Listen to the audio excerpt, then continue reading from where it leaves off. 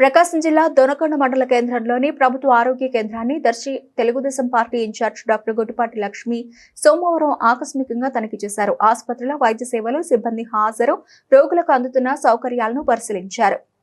ఈ సందర్భంగా ఆసుపత్రి సూపరింటెండెంట్ డాక్టర్ విధి నిర్వహణ సమయంలో ఆసుపత్రిలో లేకపోవడం, ఇద్దరు డాక్టర్లు ఉండాల్సిన చోట ఒక్క డాక్టర్ మాత్రమే విధుల్లో ఉండడం ఆమె గుర్తించారు. డాక్టర్ల గైర్ హాజరుపై తీవ్ర అసంతృప్తి వ్యక్తం చేసిన డాక్టర్ లక్ష్మి ప్రజలకు సేవ చేయాల్సిన బాధ్యత కలిగిన వైద్యులు విధులకు దూరంగా ఉండడం సమంజసం కాదని అన్నారు. ఈ విషయాన్ని ఉన్నతాధికారుల దృష్టికి తీసుకెళ్లి ఫిర్యాదు చేస్తానని హెచ్చరించారు. అనంతరం ఆసుపత్రిలోని ఓపీ విభాగం, ల్యాబ్ ఇతర వసతులను పరిశీలించి రోగులకు అందుతున్న సేవలపై ఆరా తీశారు. ఆసుపత్రిలో కొంతమంది సిబ్బంది నిర్లక్ష్యంగా వ్యవహరిస్తున్నారని గుర్తించి వారిపై ఆగ్రహం వ్యక్తం చేశారు. ప్రజలకు నాణ్యమైన వైద్య సేవలు అందించేందుకు ప్రతి ఒక్కరూ బాధ్యతాయుతంగా వ్యవహరించాలని సూచించారు. ఆసుపత్రిలో ఇంకా గత ప్రభుత్వ ముఖ్యమంత్రి ఫోటోలు, పోస్టర్లు కొనసాగుతూ ఉండడంపై కూడా ఆమె అభ్యంతరం వ్యక్తం చేశారు.